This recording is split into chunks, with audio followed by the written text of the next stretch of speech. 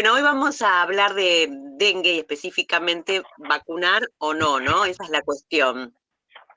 Y tenemos el gusto y el privilegio de recibir a Diego Fleischmann. Él es profesor de la Cátedra de Virología de la Facultad de Farmacia y Bioquímica y nos vamos a estar desasnando acerca de este tema que está tan en actualidad, ¿no es cierto? Bueno, muchas gracias, Diego, nuevamente. Bueno, gracias a ustedes. ¿Empezamos entonces? Claro que sí. Bueno, creo que lo pongo. Ahí está, modo presentación. Creo que lo están viendo. Me dan el OK, porque no sé si yo los perdí de vista con la modo Sí, presentación. lo vemos, lo vemos. Sí, sí, Perfecto. se ve, Diego, gracias. Sí, sí. Bueno, buenísimo. Nuevamente, gracias por invitarme. Esperemos poder contribuir un poco a la confusión sobre si hay que vacunar o no hay que vacunar y algunas otras cosas. Para llegar a ese punto, primero vamos a hacer un mínimo recorrido en la línea de tiempo para entender un poco cómo se llegó a la actualidad. El virus del dengue se conoce hace siglos, pero recién a principios del siglo pasado, cuando se empezaron a descubrir los virus, en 1906 y 1907 se identificó primero que se transmitía a través de mosquitos, o sea que había un vector mediante para esta enfermedad, y a los pocos años que este agente etiológico transmitido por los mosquitos se trataba de un virus. Después pasaron muchos años y en la década del 40 y del 50 se pudieron identificar los distintos serotipos. Ya vamos adelantando, como es casi de conocimiento general, de que este virus tiene 4 serotipos distintos y esto se fue descubriendo a través de estudios de reactividad cruzada. Sabía que una persona que tenía anticuerpos inhibía la replicación de un virus de dengue, pero no de otros, y así se fueron identificando entre el 43 y el 53 los 4 serotipos que hoy se encuentran circulando. Y concomitantemente con este conocimiento se inició la Organización Panamericana de la Salud en lo que respecta a nuestro continente, una campaña justamente para erradicar el vector, que era una buena medida para evitar la transmisión del virus. El nombre del mosquito, bueno, viene del griego, siempre me gusta hacer referencia a la etimología, el Aedes viene, que quiere decir desagradable, inoportuno y molesto. Quien estuvo alguna vez un Aedes a la vista sabrá que tiene estas características. Y fue descubierto por primera vez en Egipto, lo cual sostiene una vez más que este virus inicialmente era de origen africano y que llegó a Latinoamérica probablemente durante la época de la esclavitud. Es un mosquito que se alimenta durante el día mayormente, lo cual no quiere decir que nos confiemos durante la noche, pero normalmente se alimenta durante el día, vive cerca de las viviendas, o sea, es doméstico. Pone huevos en lugares en recipientes artificiales, por eso tanto insistir en cambiar el agua de las mascotas o los platos de las macetas. También puede poner huevos en lugares naturales, pero el agua tiene que ser mayormente cristalina. Y un punto en el que me gusta recalcar es que una vez que un mosquito se infecta, se mantiene infectado toda la vida, con lo cual tiene la posibilidad de cada vez que pica a un hospedador de transmitir la infección. Y también lo va a transmitir a su descendencia cuando hace la deposición de los huevos van a engendrar, digamos, larvas infectadas que cuando eclosionen van a dar lugar a mosquitos que están infectados. Ese es uno de los grandes problemas cuando hay una epidemia, porque la gran parte de los huevos que se han depositado a finales del verano pasado, muchas veces tienen un periodo de latencia por la temperatura y eclosionan cuando la temperatura vuelve a ser cálida. Y este vector en particular, además de transmitir el dengue, es el mismo que va a transmitir el virus de chikungunya y Zika, que transmite el de fiebre amarilla, que son virus más o menos conocidos, y también hay virus como el virus Mayaro o el virus de la fiebre del Valle de Rift, que son menos conocidos, pero es una cuestión de tiempo. Yo siempre digo, hace 15, 20 años, cuando hablaban de chikungunya y Zika, no sabíamos si era un grupo autóctono de música, un plato de comida, y o sea, después nos fuimos incorporándolo al lenguaje de la virología.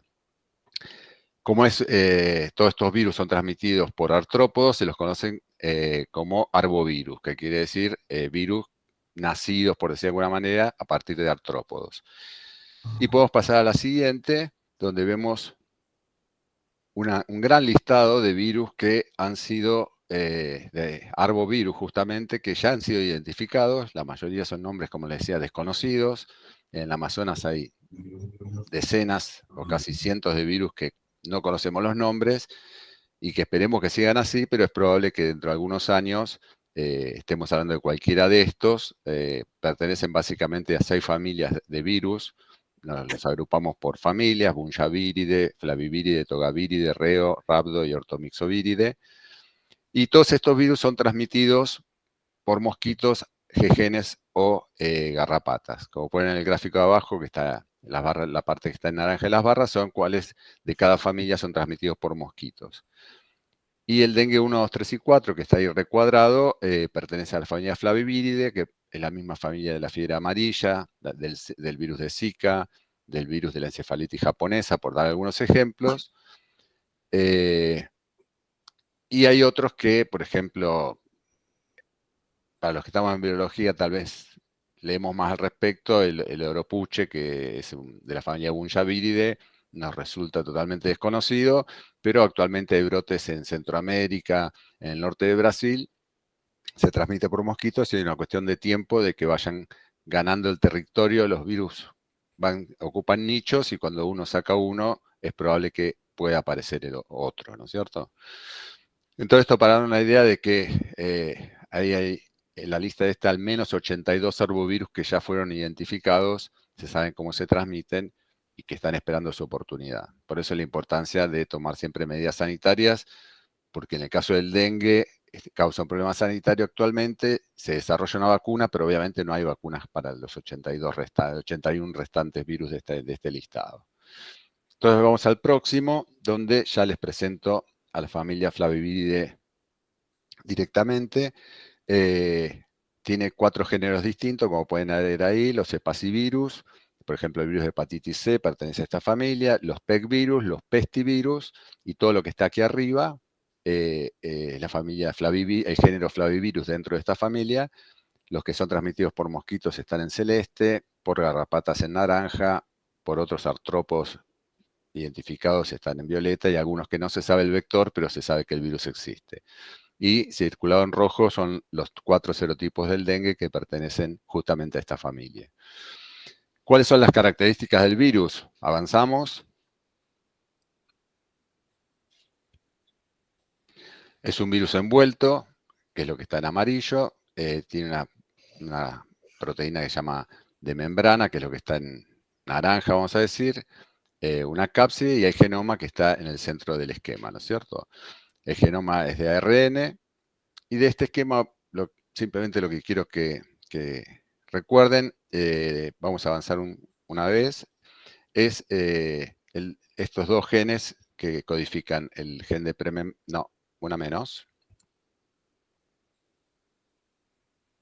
el gen de premembrana y de la envoltura. Y digo esto porque cuando lleguemos a hablar de la vacuna puntualmente, las vacunas lo que tienen es un mismo esqueleto de un serotipo y son quimeras en el sentido de que se le ha cambiado el gen de la envoltura y de la premembrana con los distintos serotipos. De manera tal que en el esquema que ven arriba, si yo les cambio en el genoma el gen de la premembrana y de la envoltura, voy a tener el mismo virus, solo que la cara, digamos, visible, lo que es la parte exterior del virus, va a ser específica para cada uno de los serotipos que yo intercambie ese cassette, se dice, del gen de la premembrana y de la envoltura. Y si pueden, además de estos 2 genes, se pueden acordar del NS1, es una proteína no estructural, y la utilidad que tiene es que se secreta el de las células infectadas y va a ser un marcador que nos sirve para el diagnóstico de la infección. Entonces ahora sí podemos avanzar. Es un poco reiterativo, pero dijimos que hay 4 serotipos distintos del virus, denominados del 1 al 4, que tienen una gran diferencia en cuanto a su secuencia, tanto a nivel nucleotídica como aminoácidica. O sea, la identidad es del 60 al 75%, o sea, comparten un 60-75% del genoma, pero por ende tienen un 25 a un 40% de diferencias. Y esas diferencias, si bien siempre se trata del virus de dengue, para el hospedador puede ser suficiente como para que la inmunidad que uno desarrolla contra uno de ellos, estoy spoileando un poco la parte que sigue del seminario, no sea suficiente para protegernos contra los otros serotipos. Y abajo simplemente hay un gráfico que es un árbol filogenético, se llama, Y lo que nos muestra eso, se dice la topología del árbol, las ramas están claramente separadas, y esto indica que claramente cada serotipo es distinto al otro. O sea, no hay dudas cuando uno secuencia un genoma de un virus a qué serotipo pertenece. Son suficientemente distintos como para que aparezcan separados uno en cada rama. Pasemos al siguiente. Y este me parece que a veces es interesante para tener en claro cómo es el ciclo de transmisión del virus. Un mosquito, acá vas a tener que estar muy atento porque tiene un montón de animación, pero un mosquito infectado va a picar a un hospedador sano, o sea, a un hospedador susceptible, vamos a decir que no tuvo el dengue portado por este mosquito en este caso. Y bien, ahí nos entendimos. Y a los entre 3 y 5 días posterior a ser picado, esta persona va a desarrollar viremia. O sea que este periodo va a ser el que nosotros denominamos periodo ciclo intrínseco, que es desde que una persona es picada hasta que tiene la capacidad de transmitir la infección. Y este mismo individuo, después de aproximadamente una semana, se va a recuperar de la infección. El dengue es una infección autolimitada, y la diferencia entre el que está en verde, que es antes de ser picado, y el que está en azul, que es después de haber resuelto la infección, es que este segundo, la misma persona en el tiempo, va a ser igual al anterior, pero va a presentar anticuerpos contra el virus contra el que fue infectado. Ahora, si la persona durante el periodo virémico es picado por un mosquito que no está infectado, este mosquito se va a infectar. Y el periodo entre que el mosquito que picó al individuo infectado se vuelve capaz de transmitir la infección se llama ciclo extrínseco. O sea que tenemos dos ciclos, uno intrínseco desde que es picado hasta que es capaz de transmitirlo, y el extrínseco es el periodo en el que el virus es capaz de transmitirse, pero en este caso ya en el vector. Llegado a este punto hay dos posibilidades. Por un lado, que el mosquito, si es un mosquito hembra, ponga los huevos, que van a estar, como ya les mencioné anteriormente, infectados. Después de días o meses, y esto es variable porque depende de la temperatura que eclosionen los virus, pasará al estado de larva, de pupa, y dará lugar a un mosquito infectado. Esto de mínimo dura 15 a 17 días, puede durar meses, como dice ahí, porque el virus puede no eclosionar dependiendo de la temperatura del lugar. Y si continuamos, este mosquito infectado, por otro lado, lo que puede hacer es, obviamente, infectar al nuevo hospedador y así repetir el ciclo para mantenerse en la naturaleza. Entonces, y por último, avanzamos un poco más. Este mosquito, no exactamente este, porque este está infectado con el mismo serotipo del primer individuo, pero un mosquito infectado podrá infectar al individuo que está en azul, que se recuperó de la primera infección, si está infectado con otro serotipo. Lo que quiero indicar con esto es que la persona que tuvo dengue está protegida contra el dengue, contra el serotipo con el cual fue infectado y no contra los otros serotipos. Entonces, arriba en una línea de tiempo simplemente les marco el ciclo intrínseco, el periodo infectivo del hospedador. Continuamos. Si durante ese periodo el mosquito pica a esa persona, vamos a tener el ciclo extrínseco. El mosquito va a ser infectivo de por vida. Durante ese periodo va a poder poner huevos que van a ser infecciosos, y a su vez, durante ese periodo infectivo va a poder infectar a un segundo hospedador y mantenerse en el ciclo. Entonces, esta es una imagen de cómo se mantiene el virus en la naturaleza, ¿sí?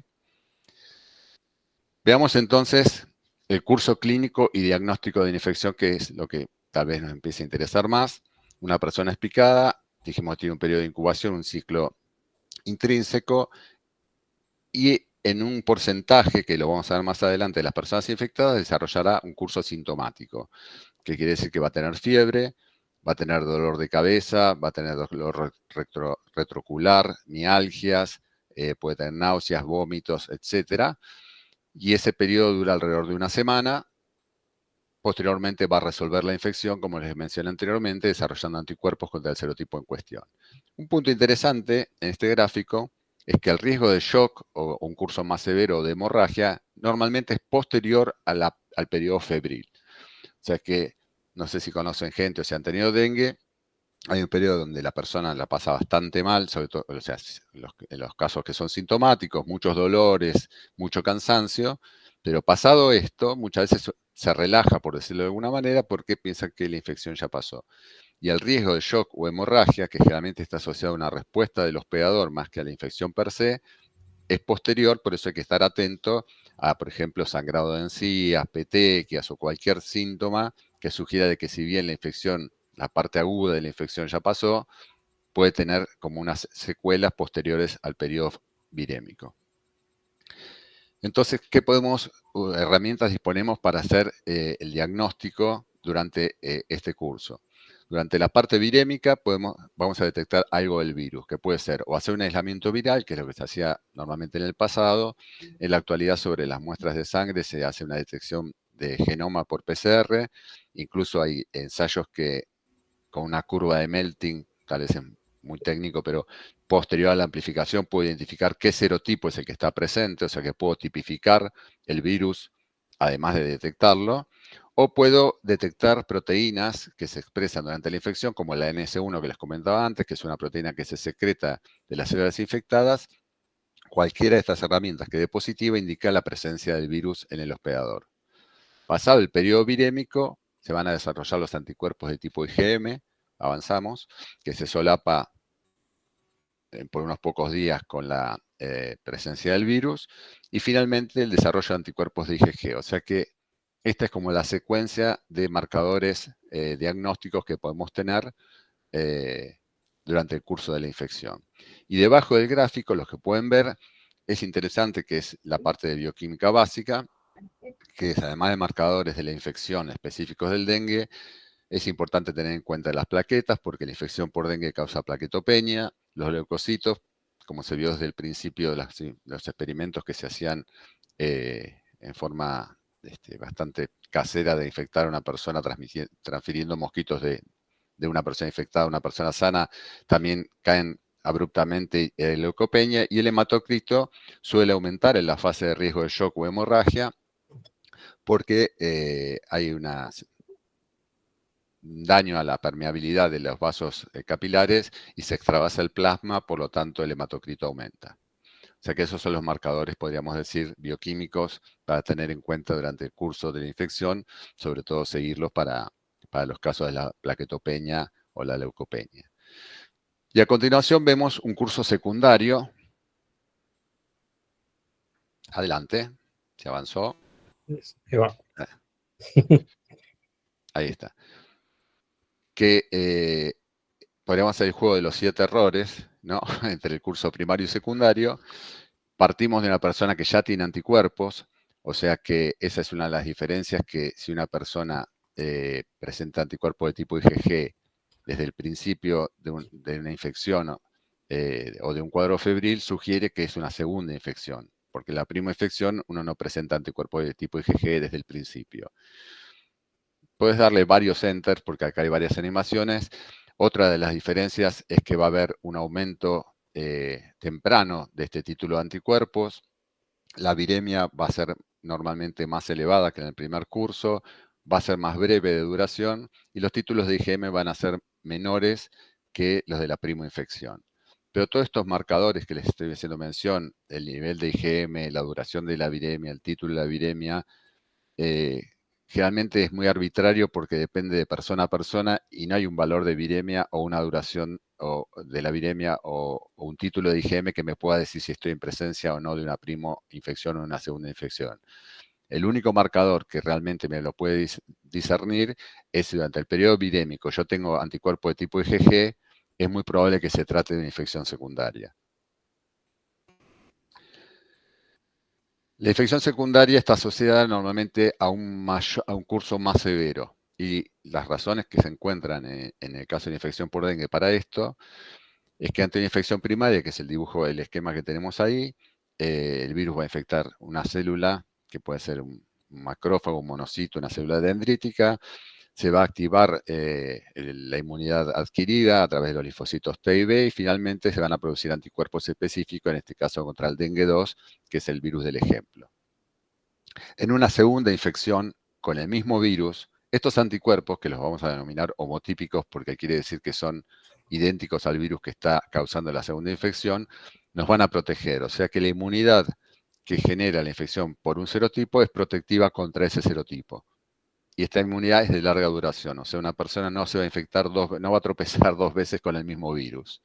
Porque el virus lo que hace, de alguna manera, es bloquear el ingreso a la célula a través de unirse al virus, generar agregaciones o impedir que el virus logre fusionarse con la membrana celular e ingresar. El problema radica cuando la persona se infecta con un segundo serotipo.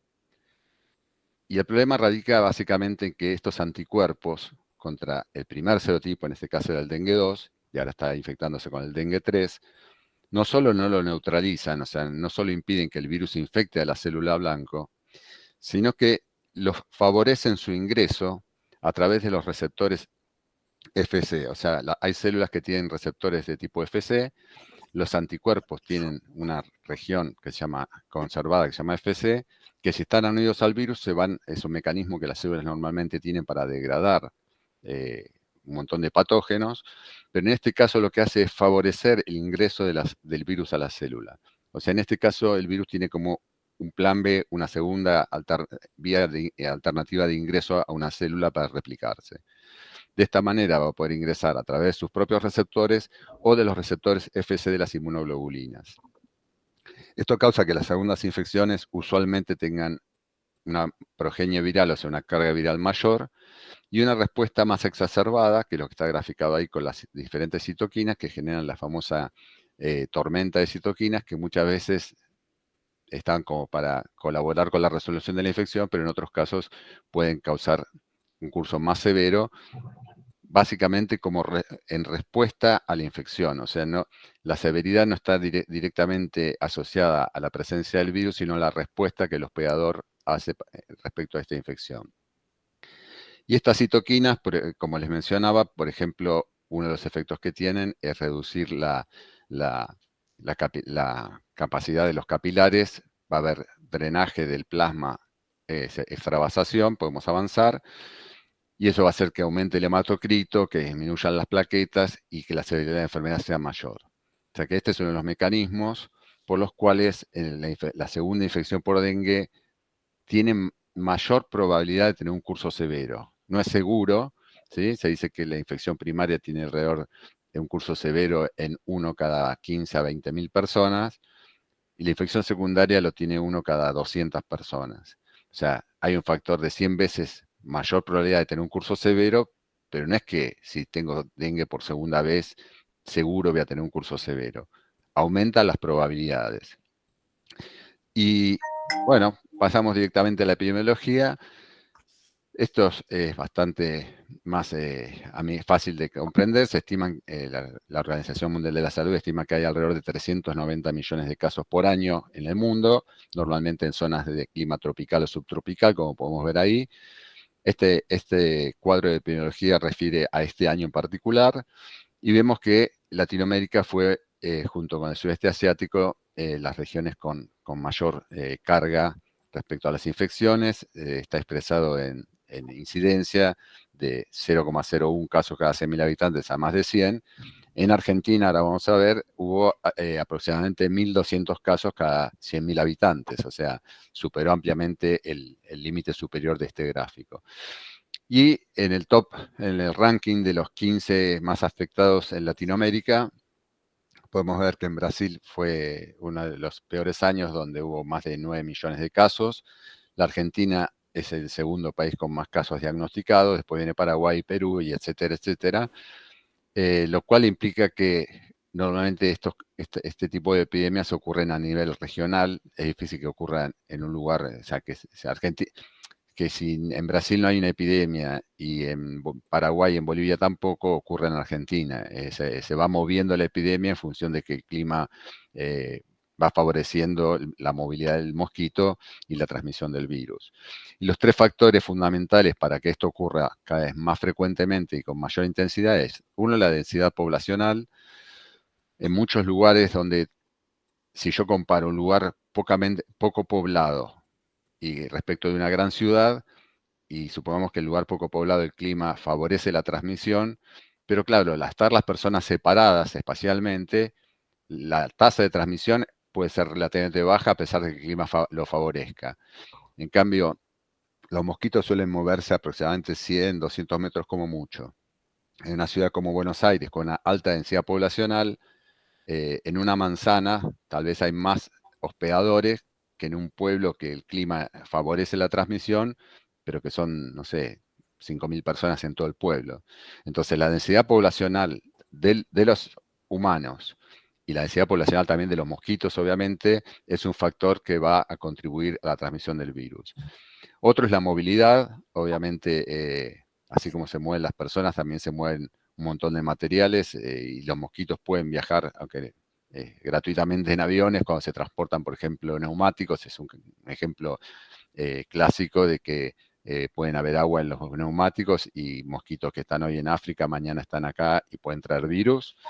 Y el cambio climático seguramente favorece que el mosquito colonice zonas donde antes no estaba circulando. Hace 20 años o 30 años, probablemente en Buenos Aires el dengue era muy inusual, en el noreste argentino y noroeste era algo relativamente frecuente, y a la medida que el clima fue aumentando, el mosquito se fue adaptando y ganando nichos, digamos. En particular, en lo que fue la epidemia de este año, podemos ver ahí, hubo diagnosticados 564.000 casos, de los cuales el 0,28%, o sea, es uno cada 40 más o menos, tuvieron un curso severo, y hubo 408 fallecidos, para que nos dé una idea de las escalas. O sea, insisto, el curso severo es inusual, menos inusual la segunda infección que la primera, pero sigue siendo inusual. Y el curso fatal, digamos, la tasa de fatalidad también es muy baja. El pico de incidencia fue alrededor de la semana 12, y como podemos ver en el gráfico, pasado ese periodo que coincide más o menos con fines de marzo, principios de abril, fue descendiendo en función del clima y también de las medidas que se van tomando oportunamente. Lo que hay que rescatar de este gráfico es que estos son los casos diagnosticados. Los publica el Boletín Epidemiológico Nacional y son los casos con diagnóstico certero. Ahora, hay un montón de casos que no son diagnosticados y no están en este gráfico, que son justamente los no diagnosticados. Y hay no diagnosticados porque, por ejemplo, durante una epidemia, si una persona va a un centro sanitario y dice que tiene fiebre alta, dolor retroocular, dolor muscular, lo más probable es que quede en un diagnóstico presuntivo y le digan, bueno, o sea, no se puede diagnosticar a todas las personas durante una epidemia. Pasó lo mismo con el SARS-CoV-2. Si uno tiene todos los síntomas, simplemente es monitorear de que el curso no se complejice con, como decía, pequeñas sangrados de encías o de nariz o petequias, y en una semana esa persona lo va a resolver, pero nunca tuvo el diagnóstico certero de que tuvo dengue. Y en otros casos, que lo que va a venir a continuación, es que hay muchos casos que pueden ser asintomáticos. O sea que si una persona con síntomas durante una epidemia no se va a diagnosticar, una persona sin síntomas mucho menos. Esta es simplemente la distribución que hubo a lo largo del país. Podemos ver que en el sur y en Cuyo, que son zonas con climas más fríos, la transmisión fue muy baja. La más alta fue en el noroeste, donde vemos lugares como Tucumán, donde hubo una incidencia de casi 5.000 casos por cada 100.000 habitantes, y cada región tuvo su rango de niveles de incidencia, o sea que afectó, salvo Cuyo y el sur, a todo el país. Pasamos a la próxima. De este gráfico yo lo que quiero rescatar es que, además de que fue creciendo en número la cantidad de casos diagnosticados, de alrededor de 40.000 en el 2015, 60.000, 130.000 en el 2023 y 560.000 este año, en particular la epidemia de este año inició en forma precoz, o sea, ya en las últimas semanas. Actualmente estamos, creo, en mes 10, será semana 40. Ya el año pasado a esta altura había entre cientos y miles de casos semanales de dengue diagnosticado. Actualmente, para tranquilidad de nosotros, estas semanas se diagnosticaron alrededor de 10, entre 10 y 20, o sea, es muchísimo menor que lo que ocurrió el año pasado, o sea que hubo una gran cantidad de casos, siempre alrededor de la semana 9 a 12 de cada año, pero este año en particular empezó en forma precoz, o sea, fueron más casos, casi hubo muy poco tiempo entre que terminó la epidemia del 2023 y empezó la del 2024. Y por último pasamos a la siguiente, que es la tasa de mortalidad. Podemos ver que el punteado de líneas indica los fallecidos por cada 100.000 habitantes. Los grupos etarios de mayor riesgo son los mayores de 80, entre 70 y 80 y 60 y 70. Y después la tasa de mortalidad disminuye significativamente. O sea que los grupos etarios de mayor riesgo por varias razones. Uno, porque el sistema inmune muchas veces con el tiempo es menos específico y más explosivo, por decirlo de alguna manera, se hace una respuesta más exacerbada, pero no específica, con lo cual genera una resolución que no es tan buena. Y segundo, porque con los años cada vez uno tiene más, si ya tuvo dengue, es probable que la probabilidad de tener una infección secundaria de dengue sea mayor cuanto mayor sea el hospedador, ¿no es cierto?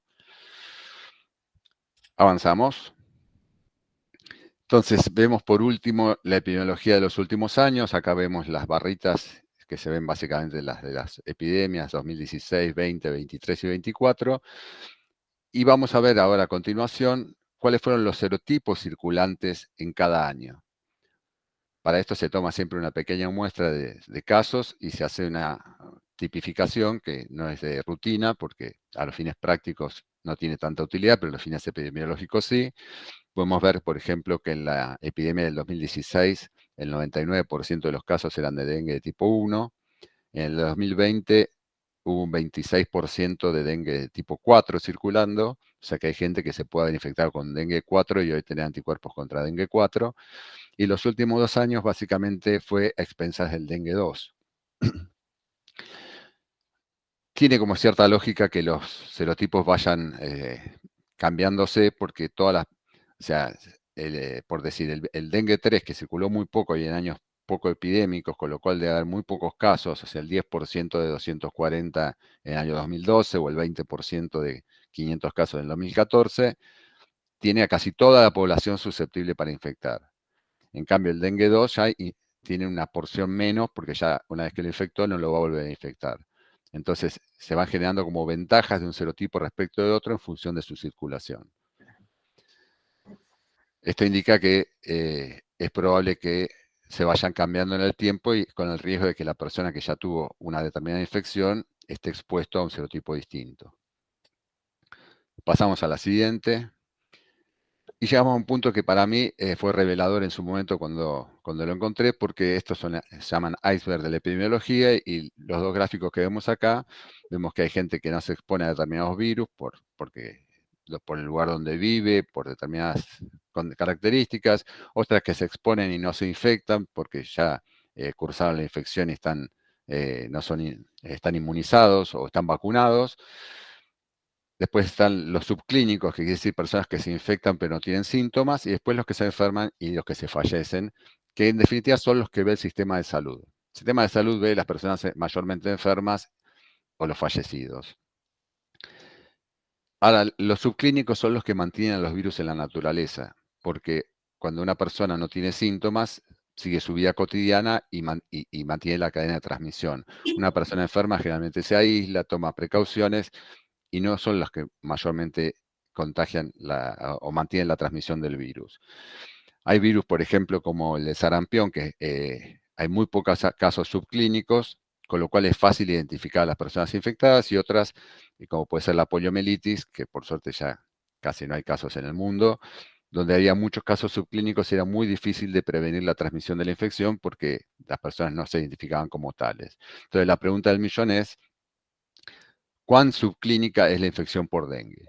Y yo me había hecho la idea, como muchos otros virus, pensando que, bueno, el que se infecta con dengue normalmente va a tener toda la sintomatología florida que hablamos de mialgia, dolor retrocular, mucha fiebre, etcétera, etcétera.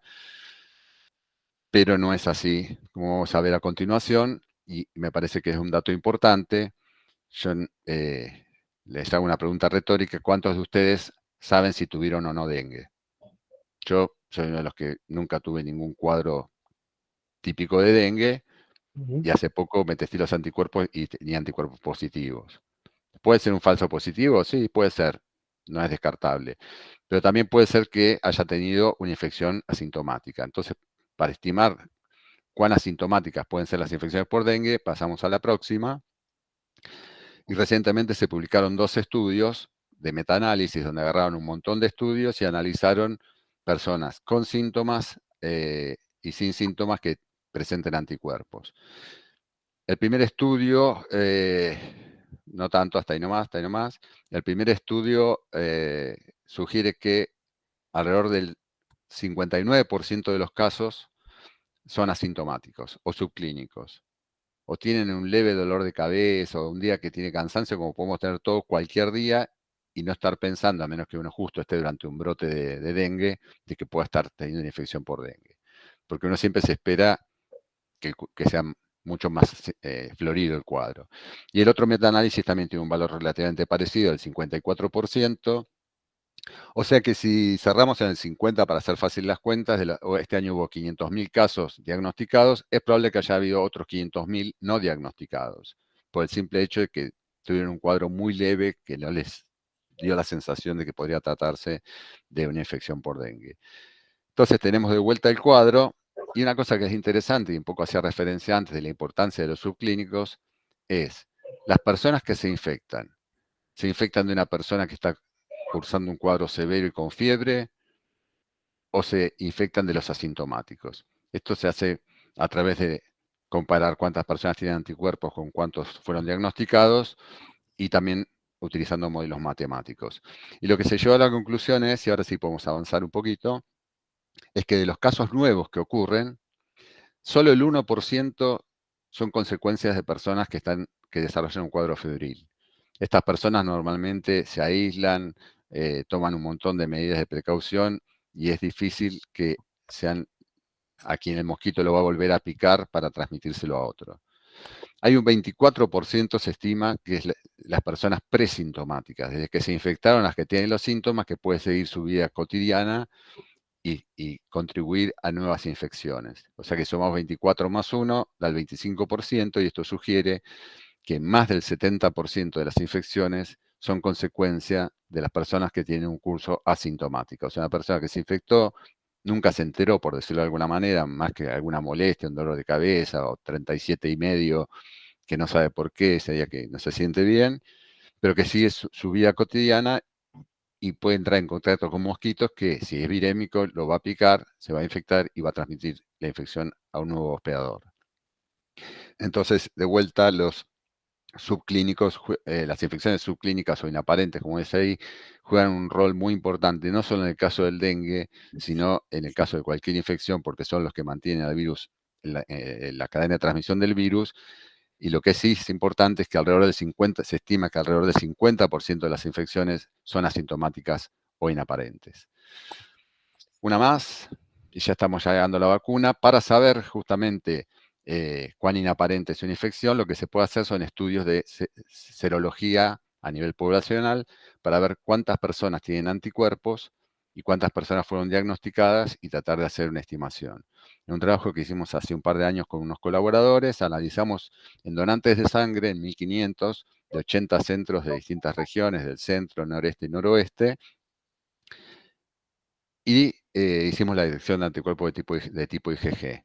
Entonces avanzamos, el resultado que obtuvimos es que la prevalencia global en Argentina de anticuerpos contra dengue, suspenso, fue, creo, del 10%, si no recuerdo mal, no, del 14,4%, con variaciones en distintas regiones. En el noreste, el 24% de los donantes tenían anticuerpos de tipo IgG, en el noroeste el 10% y en el centro el 13%.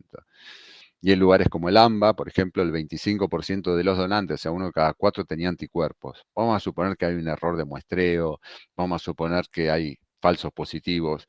Lo que queda claro es que hay una gran parte de la población que obviamente se va acumulando en el tiempo, porque el que se infectó en el 2009 mantiene los anticuerpos, en el 2016 lo mismo, en el 20, en el 23, en el 24, todas las epidemias se van acumulando las personas que tienen. Pero este dato es importante porque la importancia también de incorporar la vacuna a un calendario va a depender de la seropositividad de la población general. En este caso, el 14% es baja, pero hay países donde tienen el 30-40% de seropositividad, y entonces para el sistema de salud puede ser un determinante o no de incorporar la vacuna en el calendario. Y recientemente se hizo un estudio, porque en banco de sangre nosotros no sabemos si las personas sabían o no que tuvieron dengue, pero en Misiones hicieron un estudio sobre este año, creo que fue en 300 individuos, de los cuales 86 declararon que habían tenido dengue, 215 no registraron haber tenido dengue, y de los que tuvieron historia o sea, que tienen idea de que habían tenido dengue, avanzamos, el 90% tuvo anticuerpos presentes. La diferencia entre el 90% y el 100%, una más, ahí está. No, una menos, adelante. Puede ser que sean personas que hayan tenido un diagnóstico presuntivo y en realidad no tenían dengue, tenían Zika o chikungunya, lo que fuera, y fueron diagnosticados como dengue, o que los anticuerpos los hayan perdido en el tiempo porque lo tuvieron hace muchos años. Pero el dato relevante es que el 20,5% de personas que estaban convencidas que nunca habían tenido dengue, también tenían anticuerpos. Entonces esto recalca una vez más que hay muchos casos de dengue asintomático. Y que cuando se infecten va a ser, por eso a veces dicen, va a ser la segunda infección. Y dicen, no, es la primera vez que me infecto y la pasé pésimo. Si en realidad era la segunda vez, no era la primera. Pero bueno, si uno no tuvo síntomas en la primera infección, muchas veces no tiene noción de que se está infectando por segunda vez. Y ahora sí, pasamos a la próxima y ya creo que entramos en zona de vacunas. Y antes de contar en detalle en qué consiste la vacuna y si hay las ventajas y ventajas que tiene, quiero que nos fijemos en estos dos escenarios. Una persona, cualquiera de nosotros, puede ser hoy cero negativo o cero positivo. Cero negativo quiere decir que nunca estuvo infectado con dengue, por lo tanto no va a tener anticuerpos contra ninguno de los serotipos. Y cero positivo quiere decir que alguna vez se infectó con dengue, este ejemplo estuvo infectado con dengue 2, y lo que indica arriba es que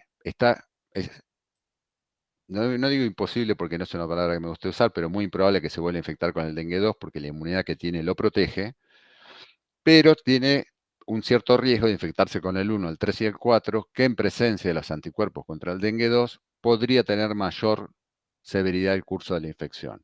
No es que seguro, pero aumenta el riesgo.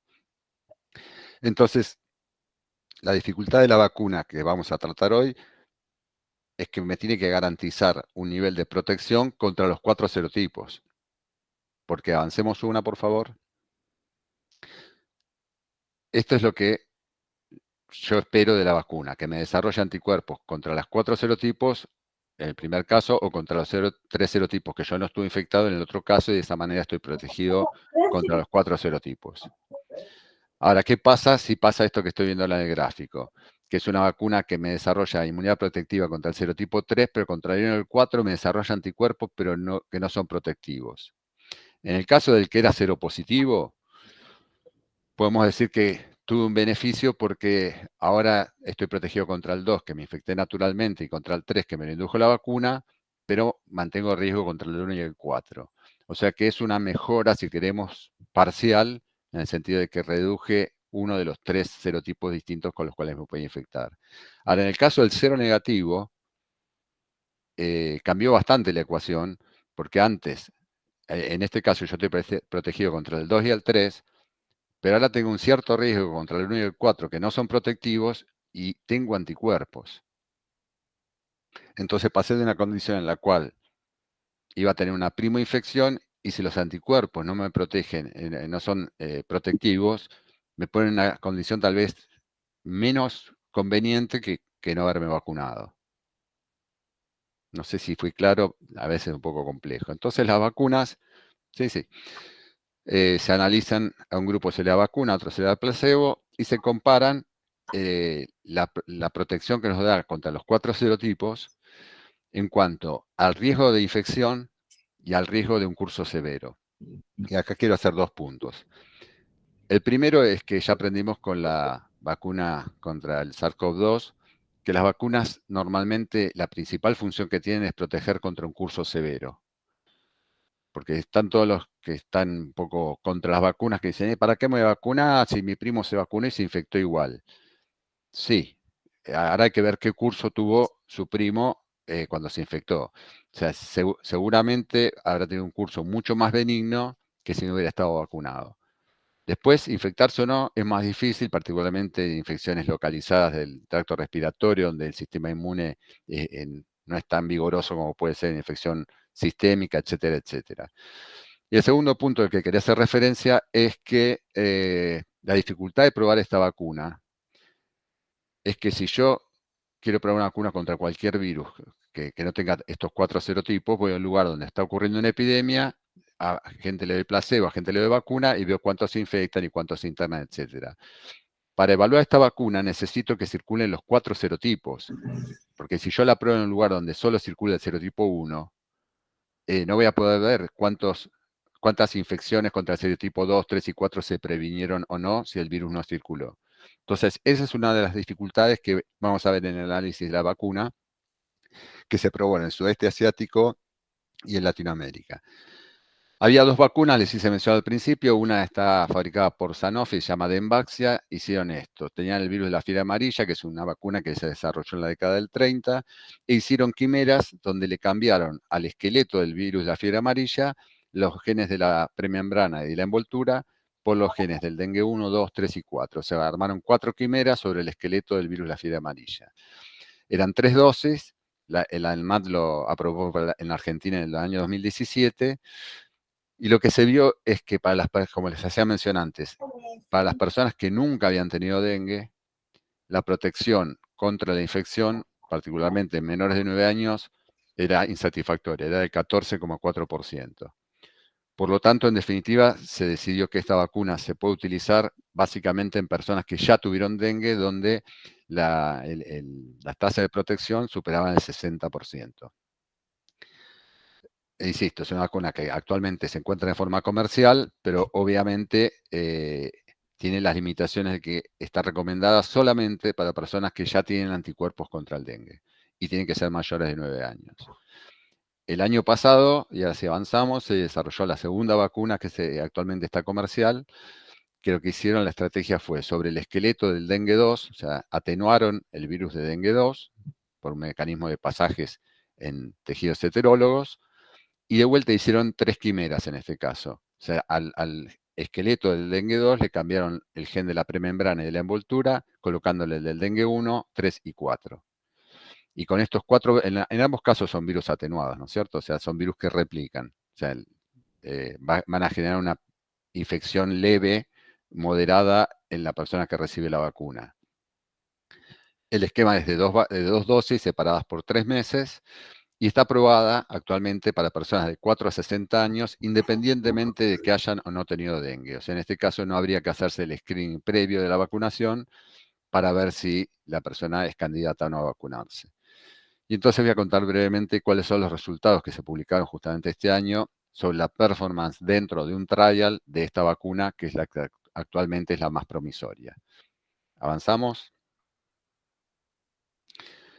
Hicieron un estudio sobre 20.000 personas, de las cuales 5.000 eran negativos al inicio del trial para la serología de dengue, 14.000 eran positivos, y en cada uno de estos brazos vacunaron 2 personas por cada una que le dieron placebo, o sea, una relación 2-1, y después de 5 años de estudio, desde que se inició el estudio, analizaron el riesgo de infección y el riesgo de hospitalización.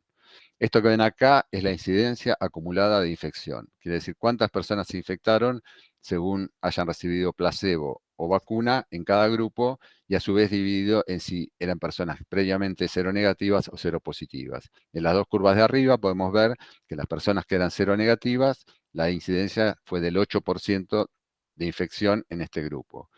Mientras que los que fueron vacunados, la incidencia de la infección fue entre el 2 y el 3%, particularmente mejor, o sea, más cerca del 2% para aquellos que ya habían tenido dengue previamente. Y entonces, a partir de estos datos, calculan la eficacia de la vacuna, que es, yo tengo una persona que recibió, cuántas personas que recibieron placebo se infectaron, cuántas menos se infectaron al estar vacunados. Entonces vemos el próximo gráfico. Acá tenemos la tabla y simplemente tenemos vacunados son 13.000, placebos son alrededor de 6.000.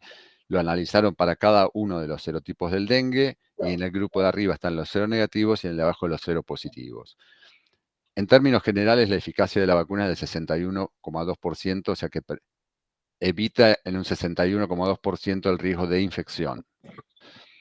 Y fue distinto, obviamente, entre los seronegativos y los seropositivos. Entre los seronegativos, la protección fue relativamente buena o variable según las personas infectadas con el dengue 1, el 2, y en total para los seronegativos la eficacia fue de 53,5%. Sin duda fue mejor los resultados que obtuvieron para las personas que previamente, o sea, que ingresaron al estudio ya con anticuerpos, porque la protección de la infección fue de 56,1, 80, etcétera, etcétera, y la global para los seropositivos fue de 64,2%. Algunos puntos a tener en consideración, como les mencionaba, por ejemplo, hubo muy pocos casos de dengue 4, en general, tanto en placebo como en vacunados, sí, exacto, en el lugar donde llevaron a cabo los estudios. Entonces, obtuvieron valores negativos de eficacia para la infección por dengue 3 y dengue 4, particularmente en los que iniciaban el estudio eran seronegativos, pero los números son 12 y 3, 36 y 16. Obviamente, me imagino que los que fabrican la vacuna habrían preferido mejores resultados, pero lo cierto es que si no hay una epidemia de dengue 3 y 4 en el lugar donde se está probando la vacuna, es muy difícil obtener datos verosímiles y con cierto soporte estadístico para determinar la protección que la vacuna da a estar infectado. Y pasamos ahora, para cerrar el seminario, al riesgo de hospitalización, que es realmente contra lo que la vacuna debería funcionar. Y podemos ver que el riesgo de hospitalización fue de alrededor del 2% para las personas que recibieron placebo y menor al 0,5% para las personas que recibieron la vacuna, nuevamente con un pequeño beneficio adicional para los que ya inicialmente habían tenido dengue, eran seropositivos al inicio del, del trial. Y entonces si vemos la última, donde nos va a mostrar la eficacia de la vacuna en cuanto a la hospitalización, los valores son mejores, o sea, la prevención de la infección fue media, por decir, entre el 50 y el 80%, la prevención de la hospitalización fue mucho mayor, pero también es cierto de vuelta que, por ejemplo, no hubo casos de hospitalización en vacunados con dengue 2 o con dengue 4, de personas seronegativas al inicio del estudio, entonces ese 100%, los mismos autores indican de que los números son muy chicos, o sea, es un 100%, no es que sea mentiroso, o sea, fue 100% eficaz porque con dengue 2 ninguno se hospitalizó de los que recibieron la vacuna y hubo 23 hospitalizados de los que recibieron placebo, pero también son números chicos, así que es tan cierto que es difícil de evaluar dengue 3 y dengue 4 en cuanto a la infección. En este caso, el dengue 2 y dengue 4 para la hospitalización también necesitan números mayores. Estos estudios siguen en curso, o sea, pasó casi un año desde que publicaron este trabajo, y en definitiva es la herramienta que se dispone hoy para prevenir o no el riesgo de infección / hospitalización. Quedará en cada uno de nosotros decir si estas tasas convencen o no, si el riesgo, beneficio, que yo siempre insisto, en todas las vacunas hay que tener en cuenta riesgo y beneficio. Hay virus que circulan, como les decía, de la encefalitis japonesa en Japón y allá se vacuna regularmente. Yo, si vivo en la Argentina, no me voy a dar una vacuna contra un virus que es muy improbable que yo entre en contacto, a menos que me vaya a vivir a Japón. Entonces cada uno valora cuál es el riesgo que tiene de infectarse o no. No sabemos si este verano va a haber una epidemia o no va a haber una epidemia, tal vez se tomen las medidas pertinentes y no haya esa transmisión. Eso parece hasta ahora con los datos de estas semanas, que ya el año pasado había 10 veces más de casos que los que hay este año. Y también es cierto que pasó muy poco tiempo, y nos pasó también con la vacuna del SARS-CoV-2, que la vacuna salió y a los 2 meses todos queríamos tener la certeza de si la vacuna funciona o no funciona o cuán buena es. Eso lo va a decir el tiempo. Eh, Mi percepción es que hay como mucha ansiedad de qué va a pasar, si me vacuno o no me vacuno, y a veces es difícil tener una respuesta sólida. Recién este año en Brasil se empezó a aplicar esta vacuna en forma de campo. Si bien este es un buen estudio porque tiene 20.000 inscriptos, 20.000 candidatos que fueron vacunados con placebo o con vacuna, siguen siendo 20.000. Y este año en Brasil se dieron millones de dosis. O sea que el efecto real de una vacunación en campo, la eficiencia de la vacuna, se va a poder evaluar cuando pase este verano y se vea qué pasa en Brasil. Que también puede ser que no haya una epidemia, porque normalmente no hay epidemias todos los años. El 23 y 24 fueron casos muy particulares de que fueron 2 años seguidos, pero el tiempo creo que nos va a dar más bases sólidas para decir cuán buena o no es la performance de esta vacuna, y hay otras vacunas, hay una, se está desarrollando en Brasil, que en Butantan se llama el centro, que también está probando, es otra estrategia de desarrollo.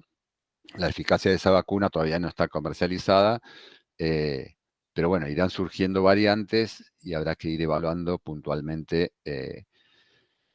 si se toma la decisión o no de vacunar. Y cierro el seminario simplemente con una frase de un premio Nobel que fue Joshua Lederberg, que dijo hace más de 30 años que la amenaza más seria para el dominio del hombre sobre la Tierra son los virus.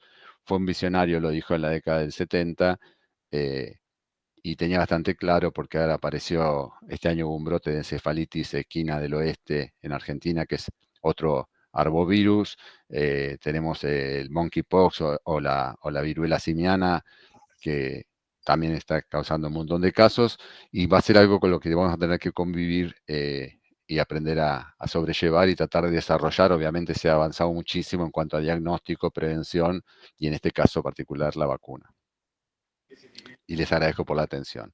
Esto simplemente es una publicidad que hago sobre el portal que nuestra facultad tiene sobre la divulgación de lo que se hace en la facultad. Es simplemente un portal de divulgación y me parece que a veces es interesante porque muchas veces está desconectado toda la investigación que se hace en distintos centros. Es un tema muy vigente en la discusión. En agosto fue el Día Mundial del Dengue y escribimos un artículo que refleja de alguna manera algunas de las cosas que les conté, pero hay sobre un amplio espectro de investigación de todo lo que en la Facultad de Farmacia y Bioquímica se hace. Así que bueno, si tienen un rato y quieren husmear, espero que les sirva y que les resulte más o menos ameno, porque es un portal básicamente de divulgación para la comunidad. Muchas gracias por la atención. Bueno, Diego, muchísimas gracias, muy, muy claro. No, Ahora el felicitaciones a mi próximo módulo, coequiper que me pasó las diapositivas en tiempo, era difícil, lo bueno, hiciste muy bueno, bien. para mí que lo ensayaron antes, dijeron, y Sí, sí, pero hubo ahí no, un pero acting, nunca el truco del mago no se cuenta, no, sos Claro. mala, sos hay un mala. acting, un acting. Bueno, clarísimo. Bueno, vamos a abrir una ronda de preguntas si hay. Yo tengo una, me gustaría saber, Diego, tu opinión acerca de la estrategia del gobierno de la ciudad de Buenos Aires de dividir por edades, ¿no? En la etapa etaria, y si es certera la idea de que no está comprobada la eficacia en, bueno, en pacientes en mayores de 55 a 60 años, 50 a 60 creo que dijeron. ¿Esto es así como expresó Quirós? ¿Qué es lo que se Bueno, sabe? hay varios puntos. Por suerte no estoy ¿cómo se dice? Los pantalones de Quirós, hay un dicho, ¿no? En Porque los cuando, zapatos, en los zapatos, ahí está. en los zapatos, sí. Sí, me faltaba una parte del dicho, Es un pero bueno. excelente sanitarista, o sea, en No, ese la sentido sí, verdad, muy claro tiene, a mí particularmente me parece muy bueno. Es sí. muy difícil cuando hay que empezar una campaña por dónde empezamos, porque aparte muchas veces no hay, o sea, yo siempre cuando salió lo del COVID y apareció la vacuna dije, o sea, en Argentina, yo no me acuerdo el número exacto, o sea, los que se vacunan son los recién nacidos, el primer año de vida, la mayoría de las vacunas son en ese periodo, y de la población es el menos del 1%. Entonces, tener un plan de vacunación para 100.000, 200.000 personas es una cosa. Cuando ocurrió la pandemia había que vacunar 40 millones de personas. Ujú. Pensemos en centros de vacunación, Sí, sí, sí, la personal. logística, ¿no? Es Todo, muy sí, difícil. Yo sí, decía, sí, o sí. sea, ¿cómo haces para, bueno, con sus errores, con los errores en todo el mundo? O sea, siempre cuando se discute lo que pasó con la pandemia, dígame un país en el mundo, desde el más desarrollado al menos, que se las haya llevado de taquito. La tasa de mortalidad fue muy pareja en todo el mundo, o sea, lugares mejores y peores. Tal vez los países más desarrollados tendrían que ser más críticos porque no lograron sacar ninguna ventaja respecto de los más pobres. A todos les pegó, nos llevó puesto y nos hizo aprender un montón de cosas sobre la soberbia y otras cosas. Respecto de esto, bueno, la vacuna no está aprobada para mayores de personas mayores de 60 años. Eso tiene como un trasfondo comercial porque, o sea, la vacuna de fiebre amarilla pasó lo mismo. Son vacunas atenuadas, el sistema inmune nos va decayendo y entonces el que fabrica la vacuna no, a priori, quiere que se la prueben y va a incorporar en un estudio este que les presenté yo, está hecho en chicos, por ejemplo, Claro. para ser aprobada. Después, en general, la duda que a mí me surge puntualmente, empecé por la segunda pregunta, es si la inmunidad que me va a inducir la vacuna en una persona mayor de 60 años o mayor de 50, que podría ser mi caso, va a ser suficiente para desarrollar anticuerpos protectivos. O sea, yo lo que no quiero es, o sea, primero dividir si ya tengo anticuerpos o no tengo anticuerpos, me parece que puede ser algo que influya sobre la balanza de tomar alguna decisión o no, porque si yo nunca tuve y no tengo anticuerpos y voy a desarrollar anticuerpos con la vacuna y me gustaría que tenga, desarrollar niveles protectivos, porque si no me quedo a mitad de camino y estoy peor que antes de empezar, porque si me desarrolla anticuerpos y no son protectivos, lo único que hace es favorecer que cuando tengo una infección, los anticuerpos que tengan hagan que el virus entre a células con receptores de tipo FC. Entonces, es muy caso puntual, o sea, hay comorbilidades, cuál es el riesgo, cuál es mi actividad, o sea, yo estoy al aire libre mucho tiempo y me voy a exponer a estar picado por mosquitos o no, o sea, entran otras variables. Y yo creo que en ese caso cada uno irá evaluando En si forma considera. individual. Sí, sí, eso va a El- ser de forma. Todas las vacunas sí, tienen un lado individual, que es, bueno, yo creo que me tengo que vacunar o no, y después una salud pública, que es a nivel colectivo, ¿no? En cuanto a por dónde empiezo a vacunar, bueno, es cierto que está descrito de alguna manera que los casos más severos ocurren en los más jóvenes, en sí, proporciones, ¿no? Entonces, por algún lado había que empezar. Si no puedo vacunar a todos los que hayan, o sea, está también la estrategia de decir, bueno, a todos los que ya tuvieron dengue, pero en muchos casos voy a tener que hacer test de serología, incrementa la complejidad. Esta vacuna puede ser dada a personas que hayan tenido o que no hayan tenido, con lo cual no es excluyente como era la primera vacuna que se desarrolló. Y entonces, en vez de gastar recursos en testear en forma masiva a la población, y bueno, decido un grupo etario, también está focalizado, no es solo un grupo etario, vos estabas hablando en particular de la capital federal, pero en Brasil y acá en Argentina también, en lugares donde hubo alta incidencia, se va a vacunar en forma focalizada, general. pero Sí, general. claro, claro, sí, sí, sí. Entonces, y sí, Tucumán, ¿no siempre, es cierto? Todos los países del NOA, sí, sí. todas las Está, regiones, Sí, sí. y sobre todo ciudades con alta densidad poblacional, etcétera, etcétera, se van a priorizar. Y bueno, sí, hay que empezar por algún lugar cuando la cantidad de dosis que tengo no va a alcanzar inicialmente para todos. De hecho, creo que está superada la capacidad de producción respecto de la demanda que hay en todo el mundo de la vacuna. Eh, Habrá que ver si este año hay una epidemia o no hay, porque o sea, el riesgo también puede ser, si baja mucho el riesgo, ya no importa tanto cuál es el beneficio, porque ya el riesgo es bajo, como mencionaba anteriormente. Entonces, yo me quitaría un poco la presión, o sea, de estar tan alerta.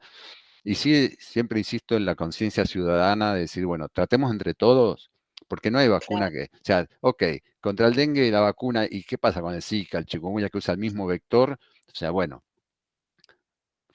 informalmente diría, pongámonos las pilas y veamos de realmente todo lo que está a nuestro alcance, desde descacharrar, sacar, absolutamente, absolutamente. Sí, sí. colaboremos. Está bien que muchas veces no está a nuestro alcance, porque si hay un desarmadero de autos en un lugar, bueno, ese lugar, ¿quién lo va a descacharrar? Pero bueno, si entre todos, que haya campañas, que haya concientización, eh, creo que va a contribuir tanto como la vacuna, ¿no? La vacuna creo que, bueno, empezarán este año, habrá que ver cuán efectiva es cuando esté en campo, como les decía, porque hasta ahora en estudio controlado, en personas muy acotadas, no está mal los datos que tuvieron.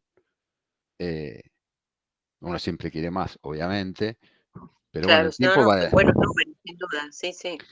Sí, pero el tiempo va a decir realmente, yo creo que este año, como decía, habrá que ver qué pasa en Brasil, que es un lugar donde por el clima ya está en condiciones ahora de estar evaluando el riesgo y beneficio que va obteniendo. También es cierto que no todos los años son como el año este que pasó. desgraciadamente lo que hace falta es tiempo para tener una respuesta sólida, decir, sí, la vacuna funciona como controlador de la transmisión del dengue, pero insisto, hay un montón de otros salvovirus y sí me animaría a apostar que el día que nos saquemos, entre comillas, el dengue de encima, van a aparecer otros virus. Entonces lo que hay que tener es como una conducta y una conciencia de que, bueno, es un problema que excede el dengue en particular. En este caso, bueno, y esto quedarse con el repelente, ¿no? Eso, si bien ahora parece que hay cepas que son resistentes al repelente, pero nunca una buena. La ciencia no nos habituamos a traer buenas noticias. Sí. Pero bueno, siempre trata de estar a la altura de las circunstancias, la ciencia, así que bueno, por lo menos algo bueno. No, sí. Tenemos Yo creo que siempre saber es mejor que no saber. Sí, pero Después bueno, el boom vemos.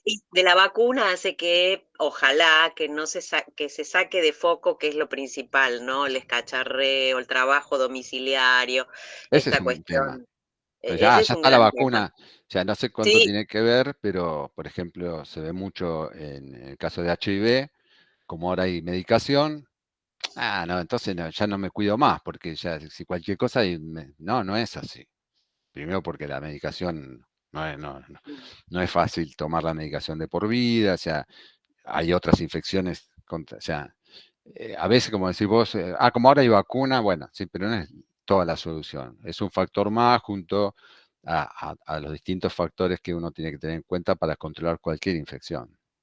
sí, sí, Y sobre sí. todo comunicar, ¿no? Es muy importante Pero también. lo que pasa es que, bueno, es la sociedad de la inmediatez, ¿no es cierto? Queremos, está todo. Está Entonces, si bien. no ir a lo profundo, que es esta cosa que se viene trabajando desde que se empezó a hablar de dengue, ¿no? Sí, yo entiendo que yo también quiero soluciones rápidas, pero no, eso no siempre funciona. Entonces, bueno, No en ciencia, que ahora, como dijiste, las claro, lecturas son a largo plazo. hay una herramienta más que va a sumarse, pero va a depender mucho, me parece, de todos. Mariano, tenemos preguntas en el chat, me parece, ¿no? Sí, bueno, algunas fue respondiendo igual, se las hacemos por las dudas. Alberto Acámpora hizo muy buena la presentación. Bueno, hay muchas felicitaciones antes a esta. ¿Qué actitud aconseja sobre la vacunación en mayores de 60 años que tuvieron la enfermedad? Yo creo que haber tenido la infección para mí, es muy personal. La evidencia sugiere que es uno de los factores, no es solo el único factor, porque a veces está que dice, no, bueno, pero no está demostrado. Bueno, hay muchos trabajos que ya demuestran que la segunda infección hay un mayor riesgo. Eso no implica que está garantizado el riesgo, porque después hay comorbilidades, hay un montón de factores que también pueden contribuir al curso de la infección. Si yo fuera seropositivo, creo que le pondría del lado de la balanza una pesita más al lado de me voy a vacunar. O sea, me sumaría. No es que me tiraría de cabeza, pero creo que es de los factores así. El otro sería mi actividad. Si yo sé una actividad que sí o sí tengo que estar al aire libre en lugares donde normalmente hay mosquitos, digo, bueno, estoy expuesto. El otro son comorbilidades que podrían ser que tenga un curso más severo. Entonces, iría sumando y diciendo, bueno, tengo un riesgo por todos estos factores, tengo un curso más severo, me vacuno. Si el riesgo es bajo, bueno, tal vez esperaría un poco, con la esperanza de que no haya una epidemia este año, de que haya más datos sobre la vacuna, de que haya tal vez una tercera vacuna que muestre otro perfil. O sea, te quitaría un poco la ansiedad a resolver, a saber lo que no podemos saber en un año, ¿no? Bien. Lilian Martínez, ¿es válido dosar serologías a todas las personas dentro del rango etario apto para la vacuna si desconocen si tuvieron dengue para ver si son candidatos, hablando de inmunocompetentes y asintomáticos? Y a ver, en un mundo ideal, o sea, de recursos, yo diría, bueno, vamos a testear, a ver quiénes tuvieron, quiénes no. Lo que pasa es que eso tiene un costo adicional. Pensemos a niveles poblacionales, ¿no? Una muestra de 1.000, 2.000, o sea, son 40 millones de test. En lo ideal, en el mundo ideal me parece que estaría bien. Yo testearía a todos y empezaría por los seropositivos, porque digo, Creo que en provincias a los que a los que tuvieron diagnóstico de dengue tienen una prioridad para vacunarse. Y también es válida, no es que dice, no, porque este hace así, todas las estrategias, porque todas tienen sus pros y sus contras. O sea, no es que hay una que es buena y una que es mala.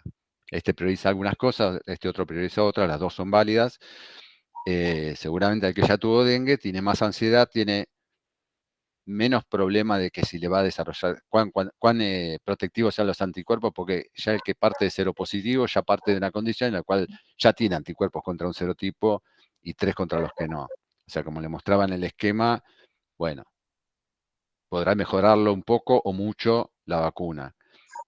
Siempre tal vez el que fue más difícil de evaluar el beneficio de la vacuna es el que es cero negativo, porque dice, bueno, yo nunca tuve la primera infección, probablemente sí, nadie quiere pasar porque el que tiene síntomas la pasa bastante mal, pero bueno, tal vez no es la urgencia de tener que vacunarme, pero eso, como insisto, implica más tiempo, más recursos, y está quien decide cómo esta vacuna es apto para cero positivo y cero negativo. Yo salteo eso y gano tiempo.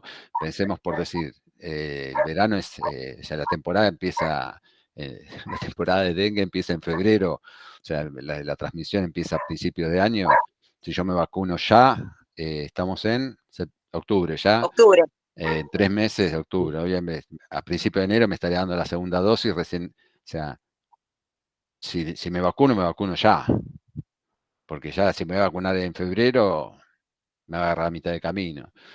Entonces, si tengo que empezar a testear a la población para ver a quién vacuno o no vacuno, que, insisto, sería la condición ideal, pasó con muchas otras vacunas, hepatitis B, por ejemplo, a ver si ya tuvo o no tuvo, bueno, muchas veces dicen, vos vacuná. Depende a cuántas personas tengo que vacunar, si empiezo de cero o no, o sea, o si ya toda la población está vacunada y es un subset, entonces tengo más tiempo. Hay que ponerse los zapatos de los ministros de salud que tienen que tomar decisiones, que bueno, obviamente para eso se formarán y se consultarán y determinarán, pero siempre cuando se inicia una vacuna es bastante complejo porque hay una gran población, no voy a poder vacunar a todos al mismo tiempo, y tampoco es una vacuna con un gran recorrido para saber los beneficios que tiene. Entonces estamos pidiéndole al sistema algo que el sistema no nos puede dar. Bien, sí, ahí repreguntaba con el tema de las coberturas de presencial y prepaga. Bueno, después hay tienen cobertura, ¿no? Tienen cobertura, sí.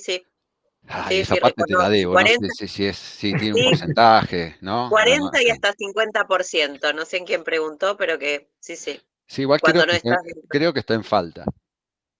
No me digas. Y sí, porque hay una demanda muy grande desde los gobiernos, pero no solo de Argentina. O sea, Brasil compró 20 millones de dosis, por decir, y la fábrica dice, mira, yo puedo producir por año 25 millones. O sea, hay una demanda muy grande a nivel global, no somos el único país, y de los gobiernos de las distintas regiones, la Ciudad de Buenos Aires, el Gobierno Nacional, todos van comprando. Yo no digo que no se consiga, pero sé que no hay un sobrante stock de vacunas. Y algo que quiero anticipar, por si surge la duda, si yo me di la primera dosis y a los 3 meses me olvidé, se me pasó, no la conseguí, no pasa nada, me lo puedo dar a los 4, a los 5, a los 6 meses. El esquema completo son 2 dosis, separadas 30 días por lo menos, pueden ser más. Bien, Karina pregunta, soy paciente oncológica en tratamiento porque no me puedo vacunar, ¿lo puedo hacer cuando lo termine?